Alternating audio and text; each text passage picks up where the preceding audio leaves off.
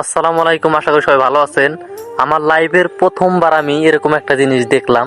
মানে আমি এক ভাইয়ের বাড়িতে আসছিলাম, এসে দেখি করল্লা গাছ, মানে উঠোনের ভিতরে করল্লা গাছ লাগাইছে, অনেক সুন্দর হয়েছে।